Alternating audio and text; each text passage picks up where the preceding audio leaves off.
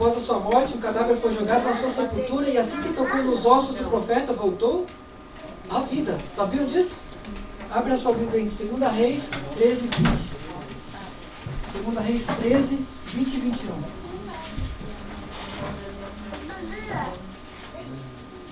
Esse vocês não sabiam, né? 13, 20 e 21. Diz aqui: morreu Eliseu e o sepultaram. Ora, bandos dos moabitas costumavam invadir a terra à entrada do ano. Moabitas eram os vizinhos ali de Israel, né? Sucedeu que, enquanto alguns enterravam um homem, eis que viram um bando. Então lançaram o homem na sepultura de Eliseu.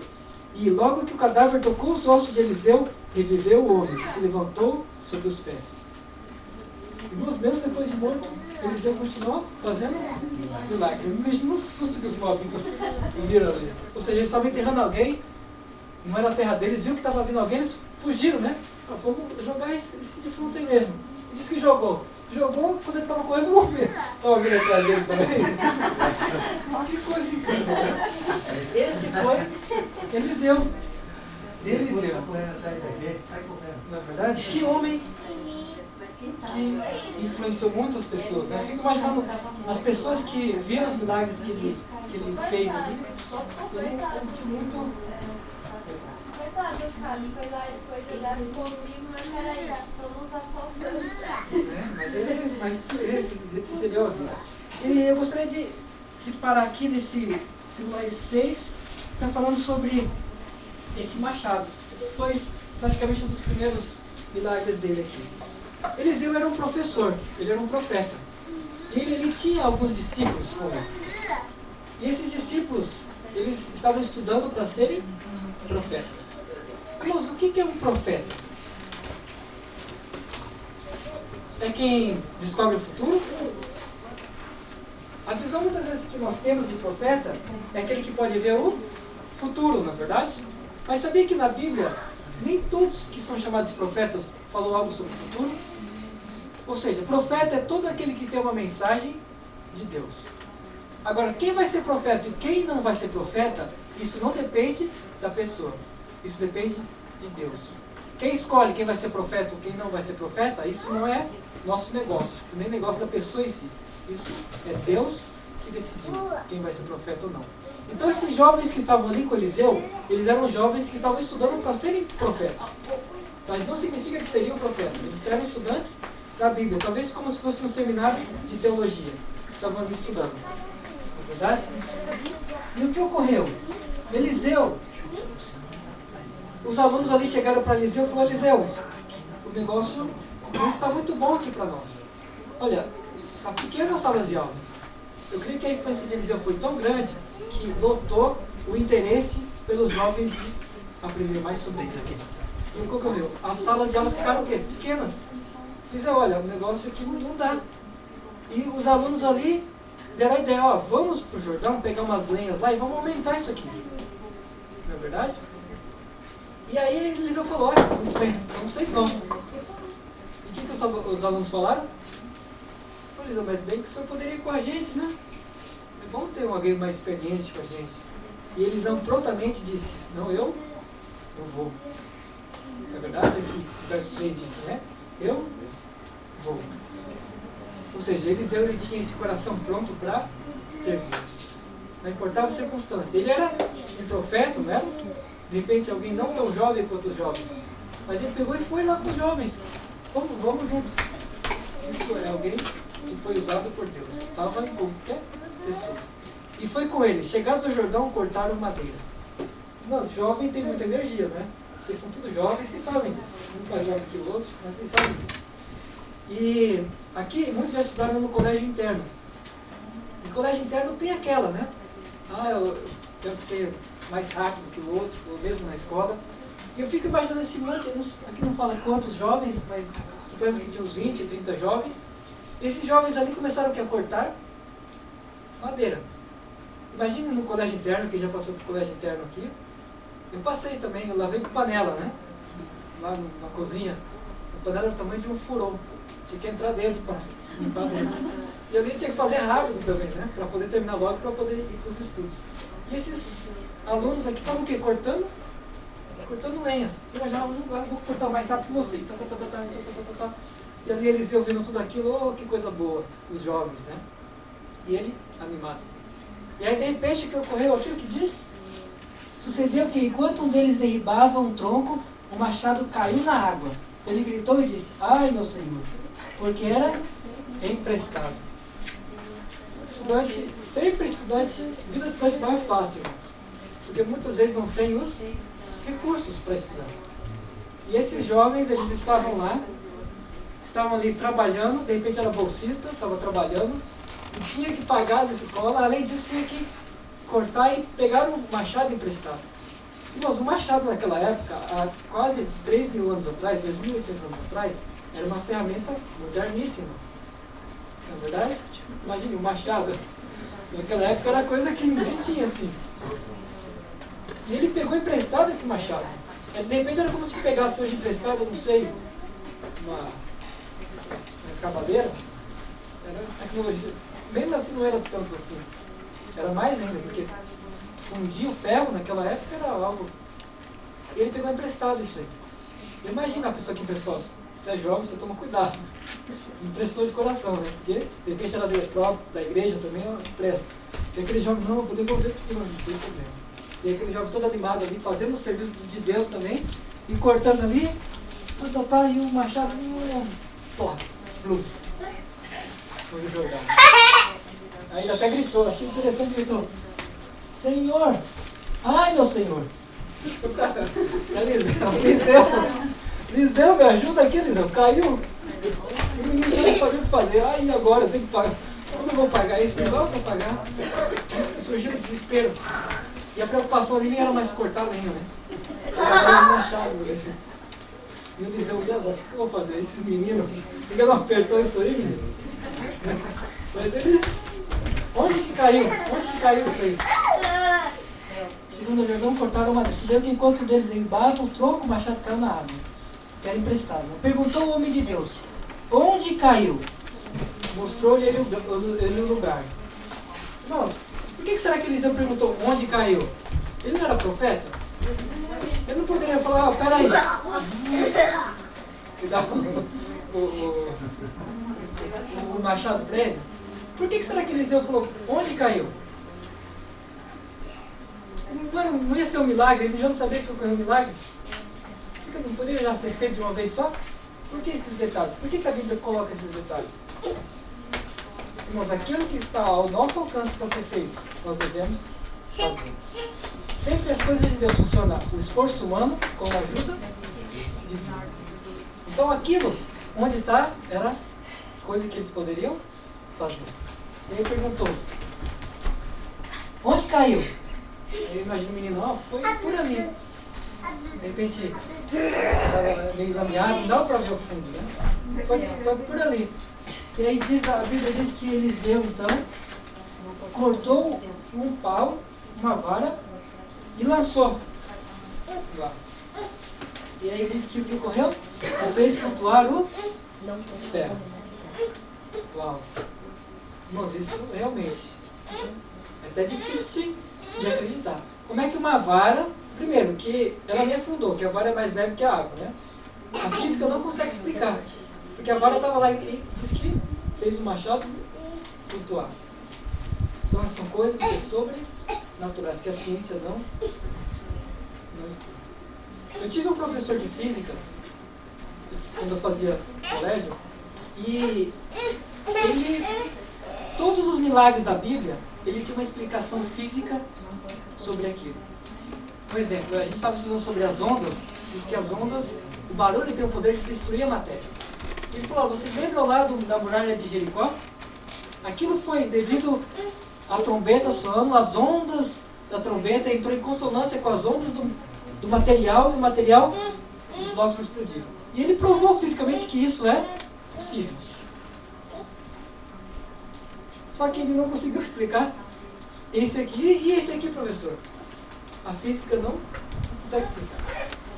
Deus pode usar as leis físicas para fazer milagres. Sim ou não? Quem é o criador das leis físicas? Não é Deus? Quem é o criador da gravidade? Deus. ele pode usar o que ele bem entender, não é verdade? Mas nesse caso, nem a lei física pode explicar esse milagre, não é verdade? Deus, ali foi realmente um milagre muito, muito profundo, né? E aí diz que cortou e fez flutuar o ferro. E disse, levanta-o, estendeu-lhe a mão e o tomou. Então aquele jovem pegou, estendeu lá e pegou o cajado de volta. Agora sim, né? Então, eu imagino que deve ter falado, agora ajusta direitinho para perder de novo, né? E aí continuar. Que coisa interessante, que marca que ficou gravado naqueles jovens, né? De ver aquele milagre. E a gente pode tirar muitas lições disso aqui. Tem muitas lições que podemos tirar dessa história. Da liderança de Eliseu, da coragem ali, do incentivo que aqueles jovens tinham de trabalho, da vontade de construir algo maior para as coisas de Deus. A igreja está pequena, puxa, nós temos que nos mover, nos incentivar para fazer algo maior, para que mais pessoas também venham. Existem várias aplicações que podem ser feitas. Só que tem uma aplicação que eu gostaria de compartilhar com vocês. Se vocês verem a situação, imagine que vocês estão lá. Um cajado, um pedaço de metal afundado em um rio. De repente lá no meio da lama. E uma vara ali em cima da água. Aqui levantou esse cajado. O que veio à mente de vocês? Eu imagino que Eliseu fez um sermão depois disso, sobre isso.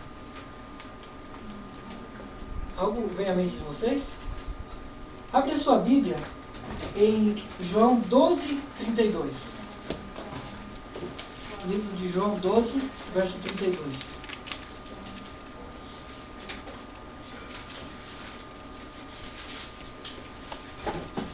João 12, 32. Todos encontraram? Diz aqui, e eu, quando for levantado da terra, atrairei todos a mim mesmo. Irmãos, eu imagino que esse milagre pode ser um simbolismo também da pessoa de Jesus. Nós somos como esse pedaço de cajado, esse pedaço de ferro afundado na lama do pecado. Sem esperança. Tem esperança para encontrar encontrar o metal dentro de um rio profundo? Nem um avião aqui eles estão encontrando, que é daquele tamanho que está no mar. Imagine um pedaço pequeno de metal num rio cheio de lama. Então, aparentemente, é impossível nós sairmos dessa situação de pecado, da salvação. Mas aqui, através de um milagre, ele é representado por uma vara, que fez com que aquele metal saísse da lama do pecado. Então, essa vara também pode representar a pessoa de Jesus, através da salvação. Nós estamos aqui hoje, irmãos, porque nós fomos um machado perdido. E Deus nos tirou da lama. Cada um aqui tem a sua própria experiência. Alguns, de repente, se afundou mais na lama do que os outros. Mas, na verdade, todos saímos da lama do pecado. E às vezes, por vontade da natureza, queremos voltar para a lama também. Mas ali está a graça de Deus querendo nos tirar dessa lama. E pela graça de Deus, um dia a salvação nos alcançou. A verdade nos alcançou. E é por isso que você aqui hoje está. Deus usou Eliseu no passado, profetas no passado, amigos no passado, pessoas no passado para te trazer até aqui, essa noite, esse dia, nessa manhã. Não é verdade? Eu gostaria de contar uma experiência que ocorreu comigo, que eu senti que Deus ele me usou ali de alguma forma para fazer aquilo de forma que eu não esperava. Quando eu estava estudando nas Filipinas, em 2009, eu fui para o Brasil. Eu visitei um lugar chamado Luzeiro, que fica nas margens do rio Amazonas. A Igreja Adventista no Brasil, ela tem um projeto que é da lancha. E ali o pessoal vai, eles vão e pegam e dão um tratamento médico. E eu fui para visitar somente. Tinha um amigo que morava lá e eu fui para visitar. Só que o barco não estava lá, eles estavam em missão. E geralmente as missões demoram muito. Eles demoram 3 dias, 4 dias para chegar numa cidadezinha ribeira. E aí depois para voltar mais 4 dias. E eles não estavam lá. Só tinha algumas pessoas que trabalhavam ali na base.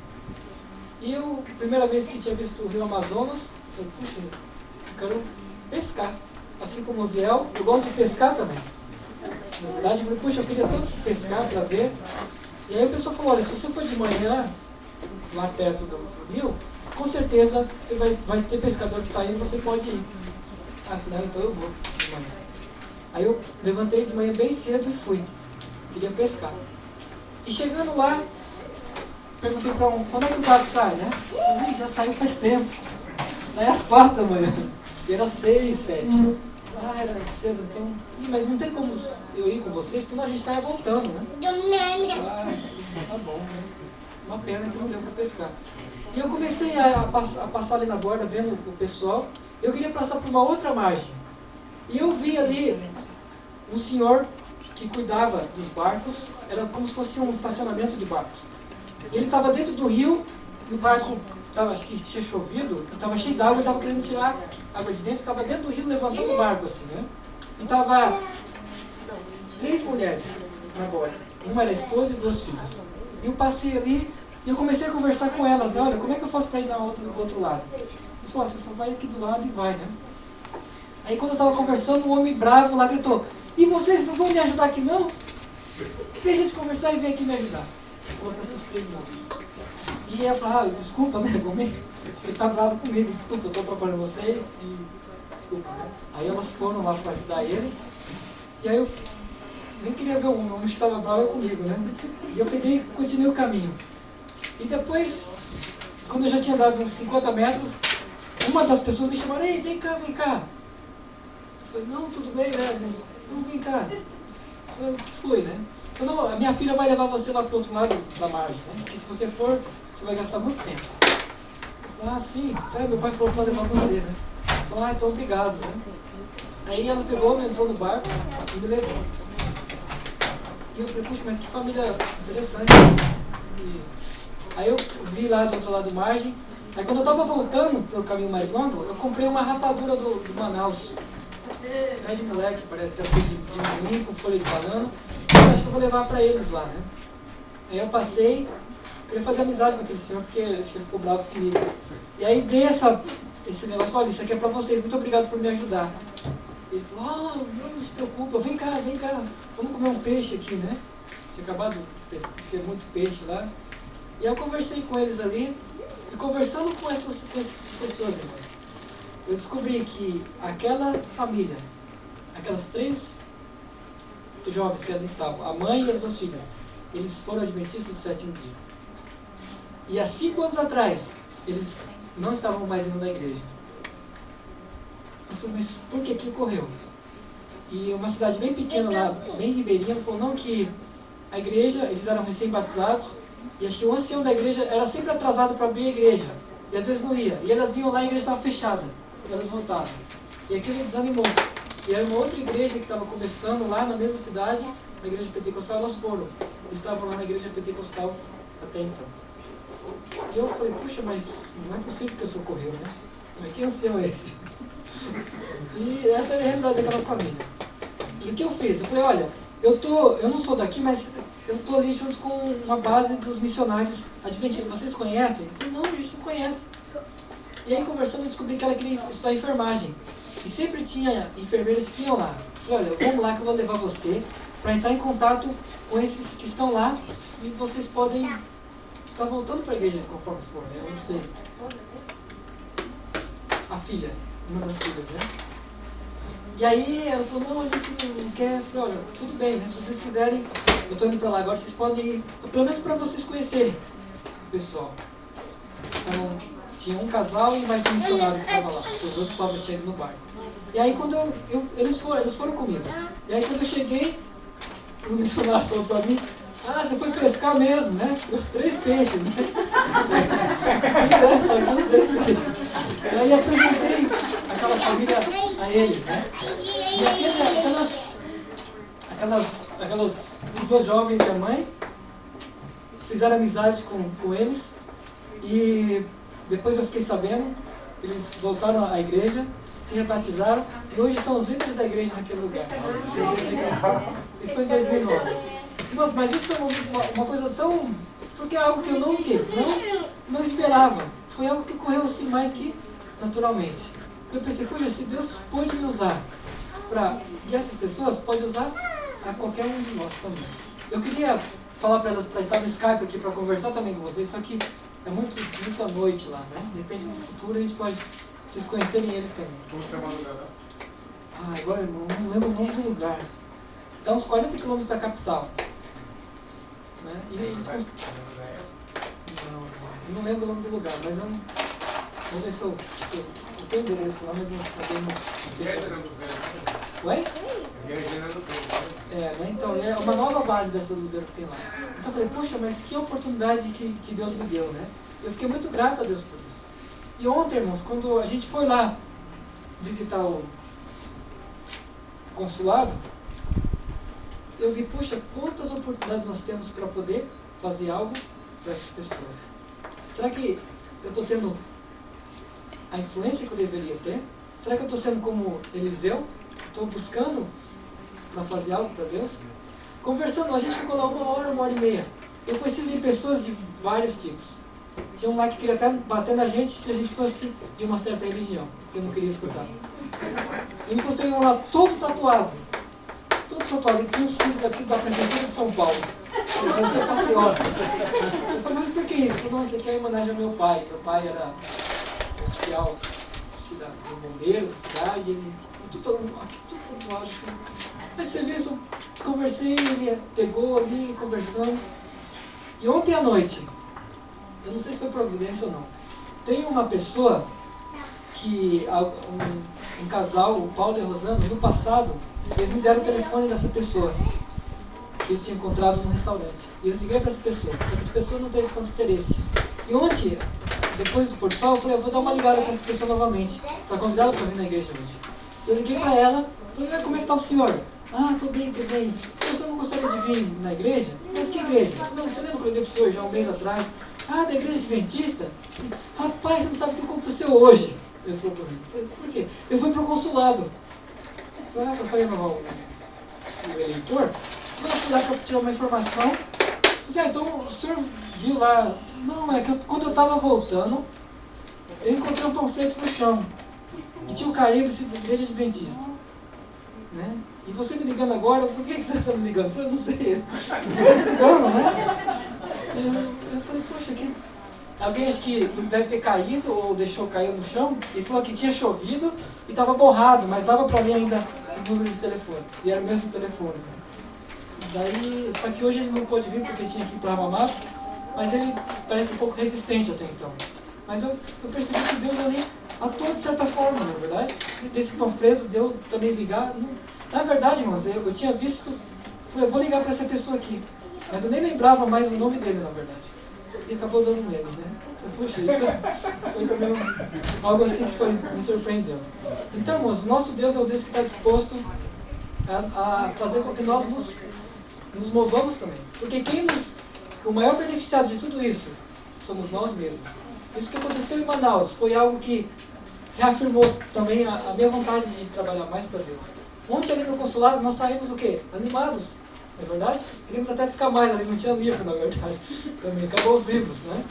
E ali foi algo que realmente é bom para contactar pessoas e falar de pessoas. Não é verdade? Eu vejo que esse é o propósito de Deus para cada um de nós.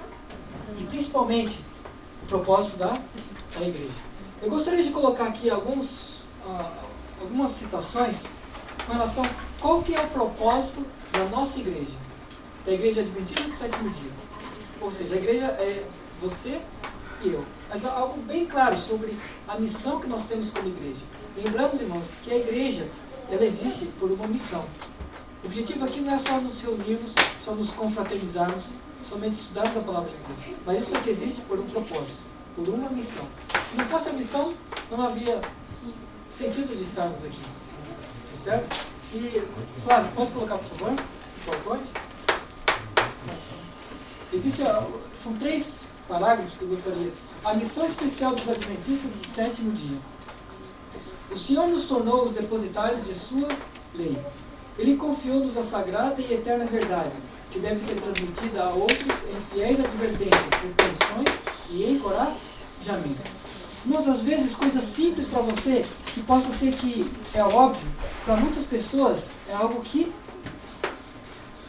desconhecido.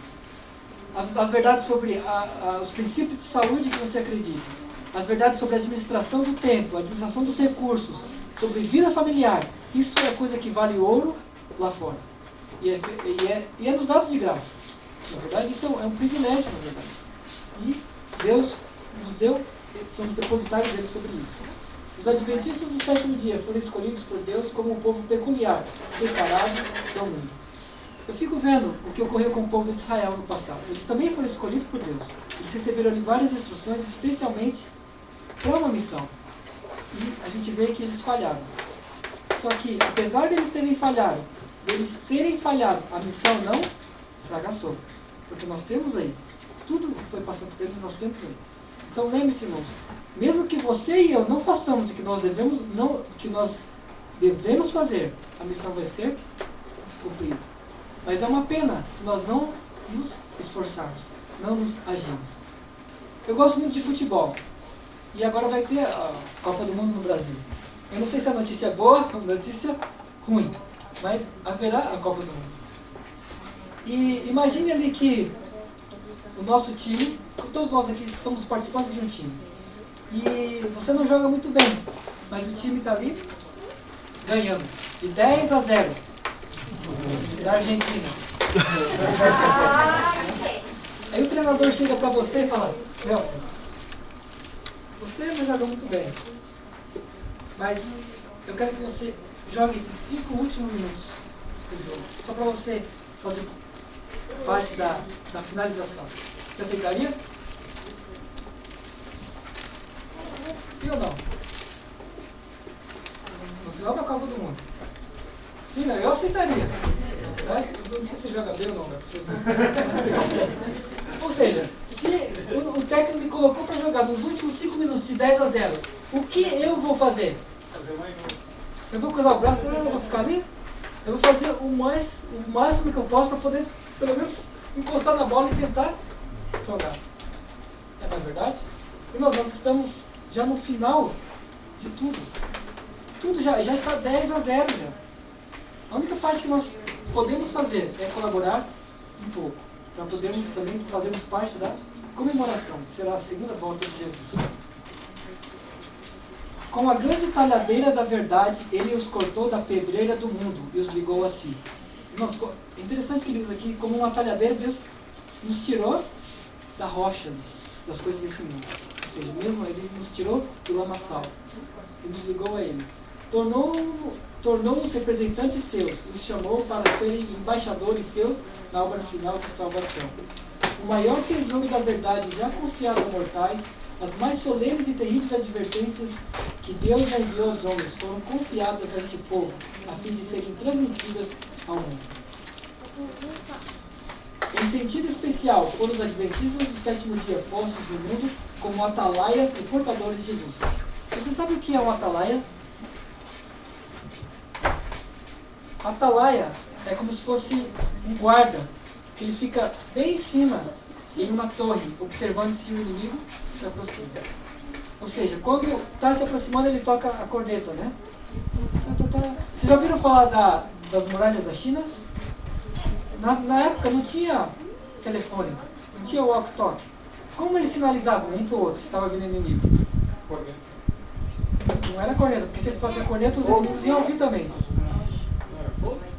Não, era através de bandeiras. Então, por isso que as muralhas da China tem o caminho tem uma torre, o caminho uma torre. Cada um ia sinalizando. E aí ia passando. Era o telefone da época. Então era o sinal de perigo. O inimigo está se aproximando. Né? Esses são os atalaias. Então, o atalaia é isso. E eu e você somos o que? Um atalaia. E hoje nós temos tanta tecnologia, não precisamos nem de bandeira, na verdade. Temos tanta tecnologia. Ou seja, a igreja não precisa mais de recursos, irmãos. Não precisa de mais. Tem tudo. Só está precisando ter de atalaias. Não é verdade? Em termos de evangelismo, né? A eles foi confiada a última mensagem de advertência ao mundo a perecer. Sobre eles incide maravilhosa luz da palavra de Deus. Confiou-se-lhes uma obra da mais solene importância, a proclamação da primeira, segunda e terceira mensagens angélicas. Nenhuma obra há de tão grande importância. Não devem eles permitir que nenhuma outra coisa lhes absorva a atenção. Irmãos, nós sabemos que o que vai ocorrer no final dos tempos. Por que nós guardamos o sábado? Por que nós obedecemos a Deus? Não é para ser salvo, porque a salvação não depende de nada disso. Mas apenas é uma confirmação de que nós queremos participar. Assim como o jogador lá de 10 a 0, nós queremos fazer algo para ajudar outras pessoas também a acharem a salvação assim como Deus nos alcançou. Irmãos, meu apelo para vocês essa manhã é que nós sejamos um Eliseu aqui nesse mundo. Possamos pedir também que Deus nos use, assim como usou Eliseu. E se você pedir para Deus, você tome cuidado, porque Ele vai lhe atender. Se você pedir porção dobrada, como Eliseu pediu, você vai receber. Só que seja também preparado. Porque o poder de Deus, ele não tem limitação. A limitação está em cada um de nós. Que hoje à tarde, se você puder ficar as duas, nós vamos conversar um pouquinho sobre algumas ideias que nós possamos fazer agora no verão, aproveitar o verão. E outras ideias também que você possa ter, que pode estar ajudando outras pessoas a fazer o que deve ser feito também. Amém? Que Deus nos abençoe, irmãos.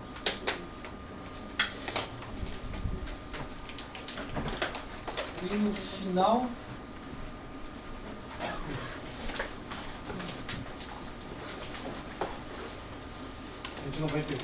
Número 191.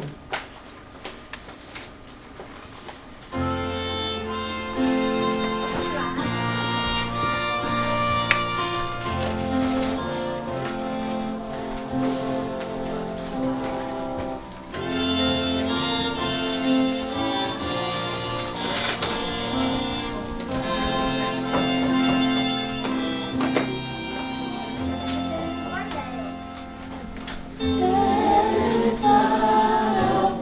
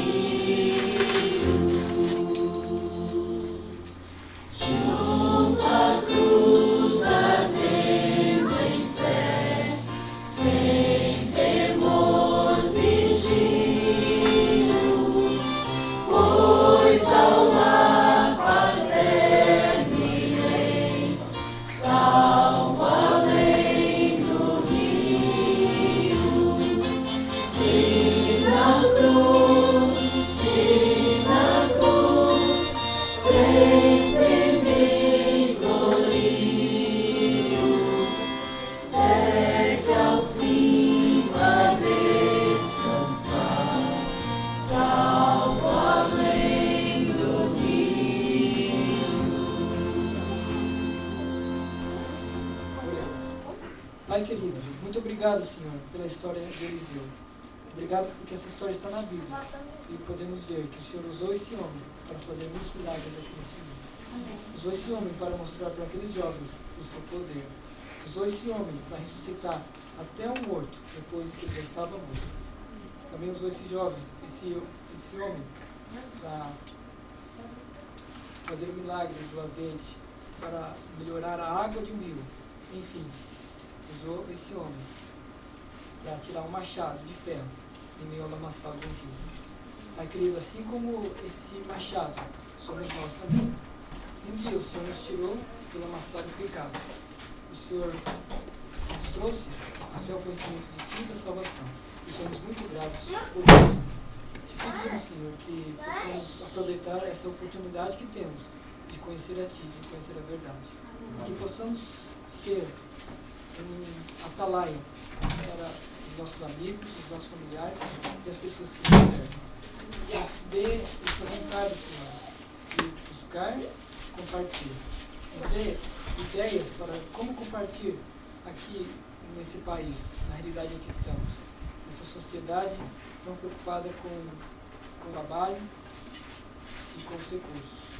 Nos ajude, Senhor. Esteja com cada um aqui. Que cada um de nós seja um atalaia nas muralhas desse mundo. E que possamos sinalizar que muito em breve o Senhor estará regressando. Esteja com cada um de nós, é o que pedimos e agradecemos. Em nome de Jesus. Amém, Senhor.